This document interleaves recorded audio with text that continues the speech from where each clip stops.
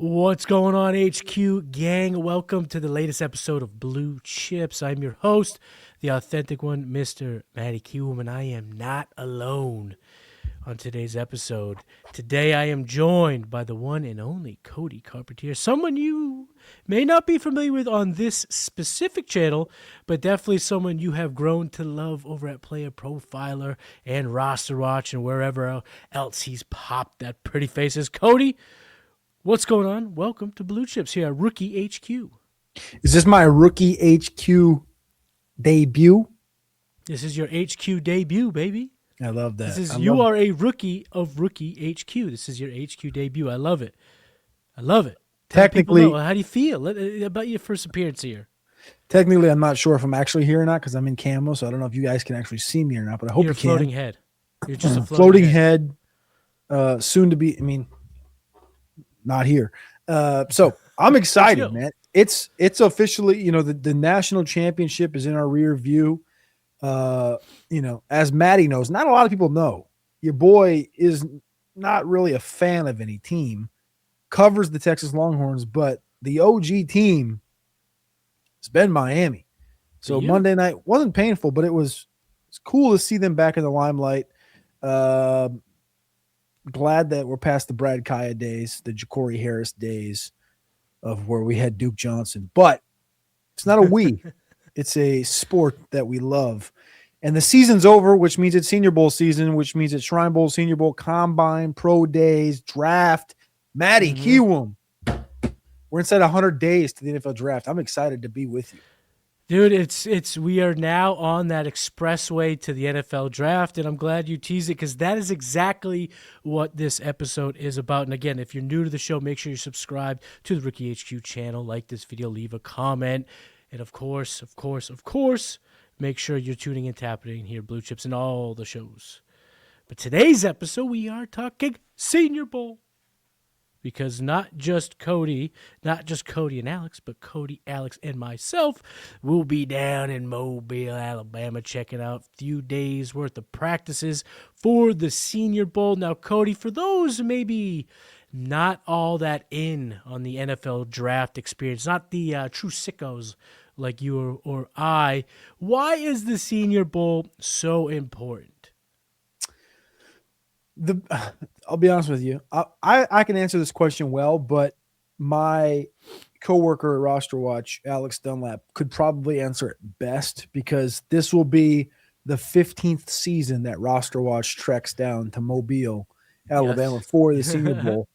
And I think the best way for me, in short, to explain why the Senior Bowl is so important, it's because it gives guys like Jordan Love, it gave guys like Kirk Cousins and Baker Mayfield, and it's always going to help those guys at quarterback that are like, fringe thought or gone through something in college. And, we had these group texts and it's like, is Carson Beck going to go down there? Is Trinidad Chambliss going to go down there? And you're like, well, they both have open invitations. Will they accept them in the next couple of days before we get to Mobile? We will see. But those are where, like, the Senior Bowl is where those guys can really shine. Like, I've gotten texts from, people that aren't in the draft circle, but like are like family and friends. And they're like, is Trinidad Chambliss? They've watched the games in the playoffs. Right. Is Trinidad Chambliss going to be the first pick? And I'm like, there's more to it than that, but I get where you're coming from, but like the Senior Bowl is where a guy like Trinidad Chambliss can take, getting now top 75, top 50 conversations, and he can bolster that into, hey, maybe that guy should be picked 31st overall. Maybe we should trade and get that 5th-year option on Trinidad. Remember the conversations last year with Tyler Shook, right? That's, I guess, where the overarching eyes get set is on the quarterback. But in totality, some of my favorite stuff, especially while Jim Nagy was the executive director, was the offensive line on a yearly basis. It was like, well, who's the offensive lineman that they're going to bring in this year? Last year was our guy Carson Vincent from Alabama A&M. He's now with Baltimore. Gray Zabel from North Dakota State. Cody Mock. You go all the way back to the days of Alex Kappa from Humboldt. Like, you get to see guys like that against, bigger competition. And like today, we're going to talk about some guys today that, maybe they aren't at the running back position or the receiver position, but they're guys that, we really want to see what they're going to look like because they might be a top 5 pick in the draft. And that's the rarity of the Senior Bowl compared to everything else, is that the Senior Bowl, you'll get a group of guys that are projected as top 20, top 30 guys that are competing to maybe get that top 10 nod. And the Senior Bowl, it's that next level. It's that next layer. To me, it's the thing that takes you from like, all right, we're watching FCS football. We're watching FBS football. We're watching Power 5 football. All right, now we're watching the NFL. It's the thing between the Power 5 and the NFL where you're getting coached by position coaches in the NFL. You're going against guys that are going to be equally in the NFL next year. Like you're Jackson Dart throwing passes to Elijah Arroyo while being defended by, a Jack Kaiser at linebacker or a Azariah Thomas at cornerback last year. It's like NFL versus NFL versus NFL versus NFL. And you're weeks away from being in a rookie camp. So it's the next level of play that you're going to get to evaluate these players with. And as the years come along, and I'm definitely going to be asking Alex about this because he's seen it firsthand, the evolution of this exact event, because this is where you go to start answering the questions that these NFL talent evaluators have of you. Well, he didn't play against anybody. Well, Chris Johnson's going to get a chance to go down to Mobile and test his will against big-time players. He's a little bit small. I don't know if he can handle it. Well, he's going to get a chance to go down to Mobile, have practice reps against, like you said, NFL-level talent, guys that have been given the tag of approval from, the talent evaluators of the NFL. And they're going to get coached by NFL coaches, and they're going to get a chance to have what is as close to NFL reps as that you can humanly get. So it is a massive, massive deal for these kids. I'm very excited to get my eyes on some of these players in person, kind of see what they're all about, size them up a bit. But what is your big picture takeaway for the 2026 Senior Bowl class? Whatever it may be, take it wherever you want. But what's the Cody Carpentier big picture thought about this year's class? I think, again, kind of similar to last year, the defensive side of the football, at edge.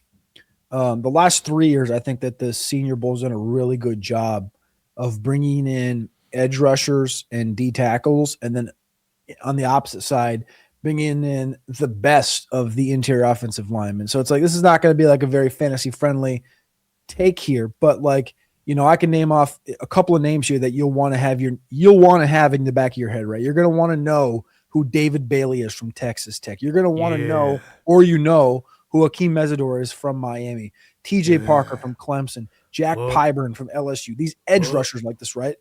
Conversely, D tackle, Caleb Banks. That's like a top name for me. But on the offensive side of the ball, it's like you look at the interior, you got Alabama's best interior, Brailsford. You got Arkansas's best interior, Carmona. You go to Iowa, Jennings Dunker. I know you like him. Emmanuel Pregnon, the number 1 guard in the transfer portal in 2025. The best of the best. The best of the best are going against the best of the best, rep after rep after rep after rep.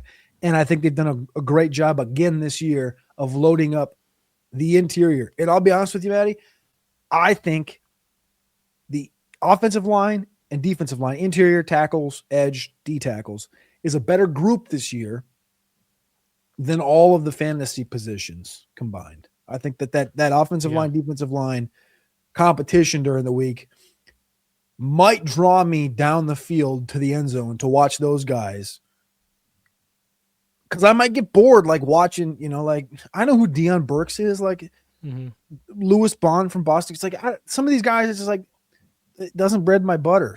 Doesn't butter my bread. So it's I think I'm going to end up down there instead of watching, these 26-year-old running backs that I kind of know who they are through watching the tape on them. I think the offensive line, defensive line is my overarching nab so far going into the Senior Bowl.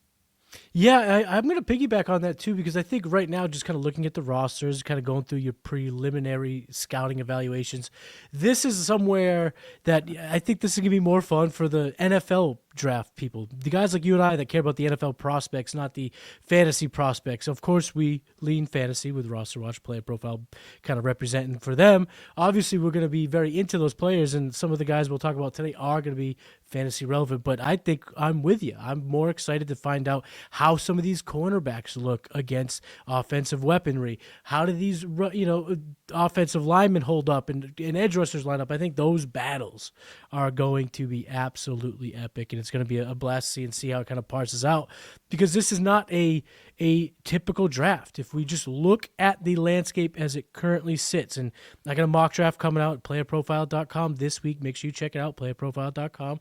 Check out my NFL mock 4.0. It is a tough first round to map out, and Cody will back me up on this because Cody is in the mock draft trenches. He is trying to do this. He has the same lens for this game as I do, so it's just tough. How do you dictate a draft that's become so wide receiver, edge, and tackle friendly when some of the best players in this draft are safeties, linebackers, and running backs? I just don't know what exactly is going to look, but we will get a chance, our first look at some of these kids down in Mobile just a week away. And for the rest of the episode, we are going to give you 5 players that Cody and I are just excited about, what we're expecting, and what we're hoping to learn. So stick around for that. Oh, big news. FastDraft has 2 best ball tournaments live right now. The Origins All-Rookie Game for 2026. That's right. 2026 Best Ball is upon us. All rookies with Origins. $10,000 prize pool. And then we have our Playoff Super Slam. You just pick 6 guys for the entire NFL playoffs, and you let it ride. That one also has a $10,000 prize pool. Yes, things are happening at FastDraft. The code is FAST to get a $50 deposit match. Let's go. HQ gang, welcome back to Blue Chips, the authentic one, Mr. Matty Kiwoom, joined by the one and only Cody Carpentier. Cody, give us the first player down in Mobile. Bring him up. Who are we going to talk about? The first player down in Mobile, I'll fill your fantasy wants and needs. I have a lot of interest in seeing Adam Randall. I got done with my Adam Randall write-up, running back from Clemson. And I find it really interesting. This guy's profile is first season playing running back at Clemson this year. 21 career high school rush attempts, 4 career collegiate rush attempts prior to 2025. 6'2", 230 at the running back position. Clearly has, some hitches in his get up as far as being a professional runner. But this was a 4-star wide receiver coming out of high school. Graduated in 3 years, got a master's degree in his 4th. Team captain, AFCA Good Works team selection, 50 targets in 2025. The profile's there from what I want in my locker room. Mm-hmm. But as a runner, it's kind of like that. It's kind of like his feet are slow. He's probably not going to be an every down guy. He's only got 2 career games with 18 plus rush attempts. I'm really interested to see what that looks like, what he looks like, because in this running back group, there's a couple of big names from Penn State. You get your Catrons, your Nick Singletons, you get your Jonah Coleman's, but after really those top 3-4 dudes, it's a group of mishmash. And I think in that group of mishmash, I think a guy like Adam Randall, who seems pretty dang athletic, but maybe not the fastest. I wonder in this situation in the Senior Bowl, we've seen them cross-train guys during the week. Mm-hmm. I don't think they will with him because he's just a natural receiver. But I'll be interested to see what he looks like side by side. Like what he looks like next to guys like Le'Veon Moss, next to guys like Katron Allen, next to Mike Washington, who's kind of a similar size as he is. Because we've really only seen Adam Randall for Clemson in that backfield with Gideon Davidson and nothing else. You don't get to see him go back to back to back snaps like him, Le'Veon, Singleton, him, Katron, Mike Washington, and see how far different he is of those guys. I think it could make a big difference in kind of Adam Randall's draft outlook right now. When I look at him, I'm kind of got I would spend a 6th, 7th round pick on him. But if I go down to the Senior Bowl and this guy clearly looks like his footwork is significantly better than his on tape. I mean, you're talking about a guy that could leap himself into the 4th round because, again, He's only, what is he, 20? He's 22 years old in July. And in this class, in this group, I think this is not a dense group, as you know. Right. It lacks extreme density. It lacks extreme top end talent from a depth perspective, like running back 6. Like, it's going to sound maniacal to even utter this sentence, but I don't think it's out of pocket to say, all right, in 10 days we could be having a conversation about, hey, should we get Adam Randall up to running back 8, running back 9? We don't know, because his running back class isn't that good. And he's a guy that I think has a lot of projection built in. And I think the Senior Bowl is a perfect spot for him to, show us, what he's learned in literally, Matty, 12 months playing the position. Right.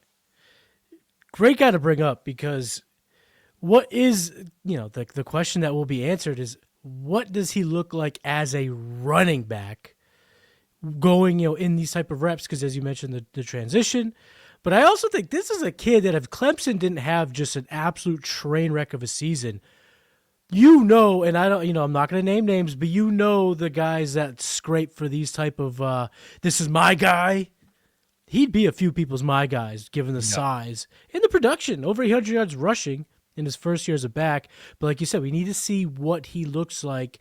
And the rise with, that he could find himself on, the trajectory he could find himself on at this position it can't be understated, because he's going to have a few running backs that he can compete with. Jonah Coleman, Nicholas Singleton, Katron Allen. These are the names that are in contention to be the number 2 back off the board after who's going to be a first-round pick, Jeremiah Love.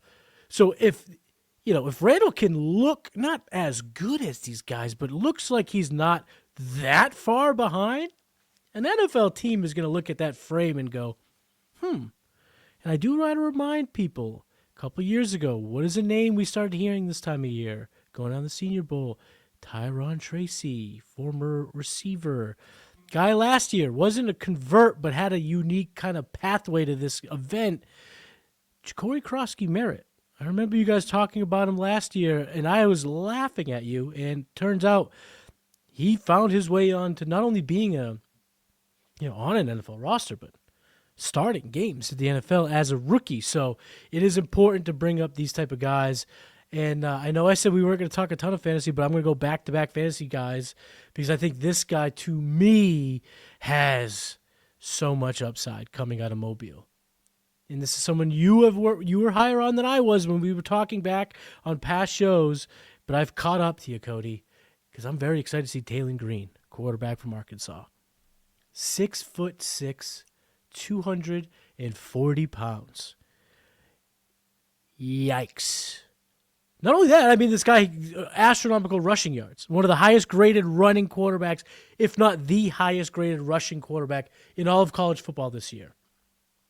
He's got a big arm, right? We know he's got the tools, but I want to see what it looks like, because to me, the question that comes up is, can he process the game quick enough to impress an NFL scout? And that might not happen in totality in Mobile, but what it can show up is in those 11, those 7-on-7s, those quick plays. Remember a few years ago when we saw Joe Milton down in Mobile? Mm-hmm. You knew right away that, okay, that is going to be his biggest problem, is what's above the shoulders, the processing, the IQ, the decision-making, because you could see him rip it.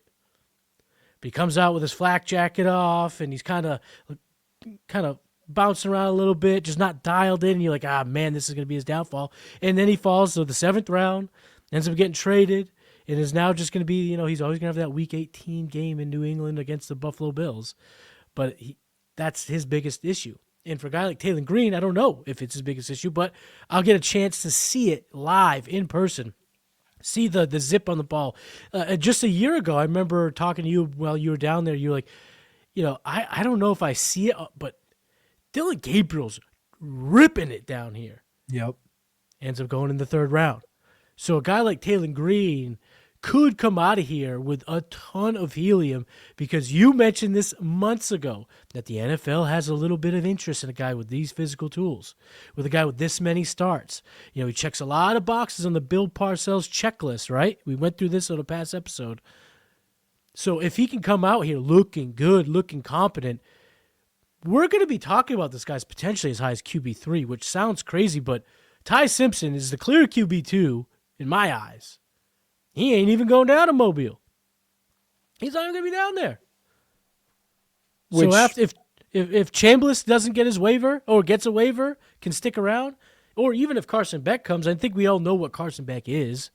Nussmeier, Klubnik, we know what these guys are. We don't know exactly what Taylen Green is. If he could prove himself to be a lot more than what we've seen at Arkansas, sky's the limit for this kid. I want to tell you a quick story just because you brought up Carson Beck and knowing what he is, and you said that sentence. Mm-hmm. So on Monday night, watching the national championship, my wife doesn't watch much football with me, but she sat down and she's working on some stuff, and she's watching the game with me. And we get down to that last minute and a half, 2 minutes. I think I made a tweet with about 8 minutes to go in that game. Because, again, cheering from Miami, 0 turnovers from both sides. And this, at the time, Indiana had the football. Mm-hmm. And they were marching down. And I tweeted out just the screenshot of the 0 turnovers. Because it's weird, right? The game was pretty clean. 5 minutes later, 6 minutes later, Miami's got their turn to march down the field. Couple snaps go by, about a minute and a half left. I go, hey, you gonna watch the last minute of football this year? She goes, sure. She puts the iPad down. She watches a play, watches a second play, timeout.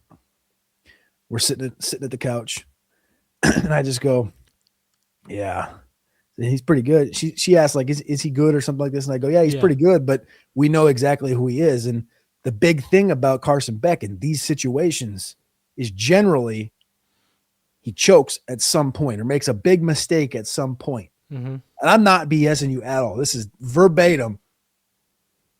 I said, he makes a mistake at some point. That's the big problem with him. And they come out of that timeout and he throws that pick. And I just turned and I looked at her and it was just like that's just what he is. It's what he is. I think he can be good, but he's not going to be your QB1 in this class. He's not going to be your QB2 in this class. And there's going to be a lot of teams in the NFL that prefer Taylen Green because they see more projection than anything. And they've seen, again, it's a very high-end, very low likelihood, very high-end comp here. But like you're looking at, a guy like a Cam Newton. You're looking at an opportunity like that where he's not going to be Cam Newton. He's going to be the league MVP. But you can form an offense around a guy like that with that athleticism. And in a situation like this, at the Senior Bowl, you don't get the opportunity to run the football as a quarterback. You're forced into throwing the football. Right. So they're going to learn quickly who you are and what you are. And when you look at the mock draft database right now at the quarterback position, it's Fernando Mendoza 101, who's like minus 7,000 at sportsbooks right now to be the first pick overall, which is 6 miles ahead of Ruben Bain and Arvell Reese. But after that, it's Matty, it's Ty Simpson, who you just brought up, who can't be down here because he's got a injury to his shoulder, who hopes he can get to the combine next month. And then it's like Trinidad, Nuss, Beck, Taylen Green. And Taylen Green's going to be in that conversation too. Can he get up to QB3 or can he potentially get the QB2 if Simpson misses, even the combine? If he misses the combine, it's like we got a pro day for Simpson, but we got a good Senior Bowl, a better combine, the athleticism. Like Taylen Green's going to be in that conversation. My guy, the reason you brought up quarterback, because you brought up quarterback, I'm going to bring up quarterback for my number 2 instead of going defense. My guy's Garrett Nussmeier. Okay. 6'1", 205, little undersized, but big enough, right? We come into the year and Nussmeier was the guy that they circled. This is going to be the guy. This is going to be the opportunity. And he didn't have the year that he thought he was going to have. But I bet you my bottom dollar he's going to be prepared as you've ever seen a quarterback get prepared for the Senior Bowl, for the combine, for this whole pre-draft process, because he hasn't played football since November 8th. He's been prepping for 2 months to get ready for the Senior Bowl, to get ready for the pre-draft process. And his dad's, an offensive coordinator in the NFL. Right. He's going to be prepared. He's going to be healthy. He's going to be ready to rock. And he also sees those names ahead of him: Trinidad, Ty, Fernando. And guess what? Pound for pound, Nussmeier can battle with all 3 of those dudes. Nussmeier can go into that Senior Bowl, and if Trinidad doesn't go, which currently doesn't look like he will because he's trying to fight to get back into college. Mm-hmm. And Beck doesn't go. Even if Beck goes, that might only help Nussmeier. Nussmeier has an opportunity to kind of have one of those weeks. And when I say one of those weeks, it's, in the roster watch team chat we have, it's like, hey, remember the Baker Mayfield week? Remember the Kirk Cousins week? Remember the Jordan Love week? Remember the Herbert week? Nussmeier has an opportunity to have one of those, the Nussmeier week. And he vaults himself back into the first round conversation after a week in Mobile. When again, Matty, nobody's talked about Garrett Nussmeier in how long? 2 months, 2.5 months, 3 months. They wrote him off because it was as soon as he started to tremble, it was the Dante Moore stuff was starting to explode. Ty Simpson started to explode. And the last month and a half has been all Fernando Mendoza. And now we got Mateer going back to school and Moore going back to school. And all of a sudden the door's right back open for Garrett Nussmeier to get into round one. And the thing about Nussmeier, I'm just going to add this, is there's a power vacuum that is so tight, he could find himself all the way at the number 2 overall pick. That is what is on the line, because if there's another round 1 quarterback, it's a slippery slope up that draft board, especially when you have the Raiders, the Cardinals, the Browns, and the Jets all sitting at the top of the draft. A bunch of regime changes are incoming. A lot of decisions at quarterback are going to be made, and he does have the pedigree. And what is it that when you and I sit down and talk about prospects, we say it every time. And if you know us from TDR, if you know us from our past shows, wherever you've talked to or listened to Cody and I, you know this. NFL scouts don't pick up the clipboard after the season ends. This is a 365. 24/7. This is a cycle. And Garrett Nussmeier was atop of people's wish lists just a few months ago. That does not go away entirely. Garrett Nussmeier comes out and is as impressive here as he was to guys like Todd McShay down at the Manning Passing Academy. We're not only just starting to hear noise about Garrett Nussmeier being the top, a first-round pick, but once he gets there, Cody, it could go as high as 2nd overall. That's how nutty it can get and how important his week in Mobile will be. And you bring it up. He's got the background, the pedigree, the talent, the hype in the past. Everything is there for him to just light the world on fire in Mobile, and I am here to see it. I am going to switch things up a little bit. Since you're the guest, I'm going to let you end the show. You can have the 5th and final guy, but I'm going to bring up a defender. I'm going to bring up somebody that I really liked going into the year. He didn't do a lot to wow me in season, to elevate him up the ranks a lot, but he didn't do anything against the profile. So I'm excited to see Chandler Rivers, cornerback from Duke. A little undersized on paper, but we see this from time to time. These guys that got a little extra DAWG in them. These guys that aren't afraid to play sticky coverage. They aren't afraid to call somebody out at the end of practice, 1v1, mano-y-mano. And to me, Chandler Rivers graded out well enough for me throughout the season. He's got enough of the traits on film for me to go, this guy could be, a top 45 pick. And at this position, if you can just clear a few hurdles, you can find yourself to be a back end of the round 1 type of selection. So I'm really, really excited to see Chandler Rivers because I think he has the toughness, the competitiveness, and enough of the physical technique to put some nice reps down in Mobile, which is going to elevate his draft stock, or it's going to prove to me that, yes, the frame is not quite NFL talent level, and yes, that is going to have to be, a bit of a red flag in his profile throughout. So for me, Chandler Rivers is a guy I'm very, very excited to see, and a lot can happen with this type of player having a good week down in Mobile.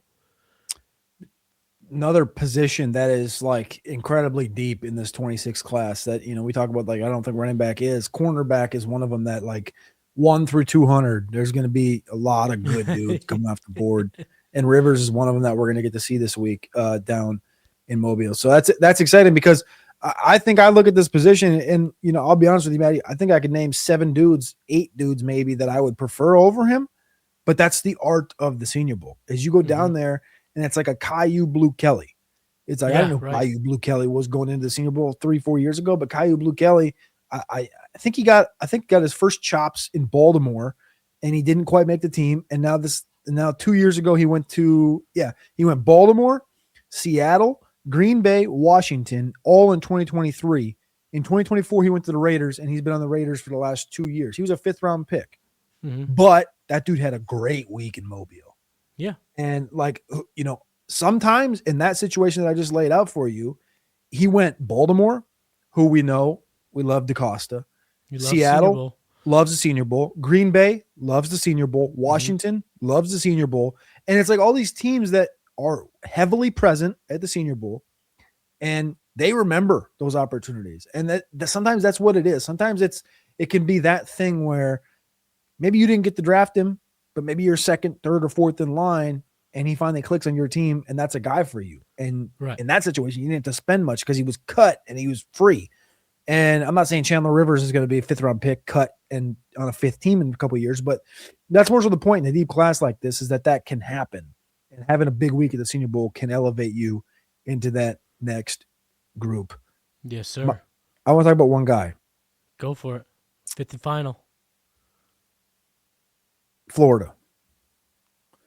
Defensive tackle, Caleb Banks. Talk about it. Because Caleb Banks, and for those that need the refresher, Caleb Banks was, I think I would say 365 days ago, looked at as that's going to be a top 15 pick. Yes. I want to get his exact length right. 85-inch wingspan, 35-inch arms is the soft numbers on a guy that's 6'6", 330 pounds. That's kind of the expectations for next week's measurements at the Senior Bowl, which is nuts. 35-inch arms, 85-inch wingspan. Stupid. Yeah. And this is a guy that has experienced, like I just said, the thought process of he's going to be a top 15, top 10 pick, and he completely fell off due to injuries, due to off-field, completely fell off out of round 1, didn't play, but I think it was like, I can't even remember. I don't even think he played 80 snaps this year. I think it was like in the 40s. It fell completely out of the conversation. And right now he's probably fringe second round. You remember like where Tavondre Sweat ended up going like 45th, I think a couple years ago. Yeah, he was second round. Yeah. Yeah. And it was the second round. And I look at this defensive tackle group and it's like, I think if he shows up and he's in shape, which that's a big question for me is, does he show up? Is he in shape? You know, he's going to be competing with Lee Hunter and Tim Keenan, Alabama and Texas Tech, 2 studs this year. And the rest of this group is good, but it's not great. And Caleb Banks can be great. And I think this is a week that Caleb Banks, like I said, we talk about the interior guys on the offensive side of the ball at the Senior Bowl, where Caleb Banks, again, if he's in shape, if he's prepared, if he's ready for the challenge, can vault himself right back up into that top 15 without hesitation, without an inkling of thought. Vaults himself right back up into the top 10, top 15 conversation in the 2026 draft. Yeah, you brought up the name that needs to be brought up. It's Tavondre Sweat, because remember that offseason, how interesting it was. He shows up to the combine, he weighs in, or he refused to weigh in. He ended up not doing the press. He waited for the press, did the press. There was all this mystery surrounding Tavondre Sweat, and what we came to learn was that after the Senior Bowl, no one gave a shit about his size, about all that stuff, and he was basically told, just ride out the rest of the draft season. Your draft stock is not going to be hurt, because he was a 1st-round pick, and then all this mystery happened. He was a 4th-round pick. Oh, he's a 5th-round pick. He's a day 3 guy. Oh, everything sky's falling. Nope, like you said, 2nd-round pick. It's because he went down to Mobile and just reminded everybody what that size and athleticism could do. And Caleb Banks is, on the precipice of a similar thing. And the theme of, this show, not only is it, to the excitement of us getting a chance to hang out in person next week, not just that we get to watch the Patriots in the AFC Championship game. No. That's not what we're trying to say here. The theme of today's show is that there are these spots on the NFL big board that have a bit of a window that's cracked open, and some of these kids have a chance to jump in that window, jump up the rankings, and this position's another one, because we know Peter Woods is probably going to be the first interior lineman off the board. But after that, Caden McDonald, Christian Miller, a couple of others, they're all in consideration, but none of them are, even Amari Washington, none of them were like difference makers. Gotta have them. they're home. They all bring certain skills and things that you like, but none of them have just become the game wrecker that can get you drafted in the top 20 of the NFL draft. Caleb Banks has that rare combination of size, freakish athleticism, and if it translates to some good reps down in Mobile, we'll see some big boards have him, maybe coming off the board inside the top 20. I think he has that level of upside. That as much is riding on the table, and that is exactly why we are dialed in, ready to go, excited for Mobile. Cody, let the people, let the HQ Nation, this is the HQ debut, let these newbies know where they can find you. At Cody Carpentier on Twitter. You can find everything over on Twitter. Take you over to X.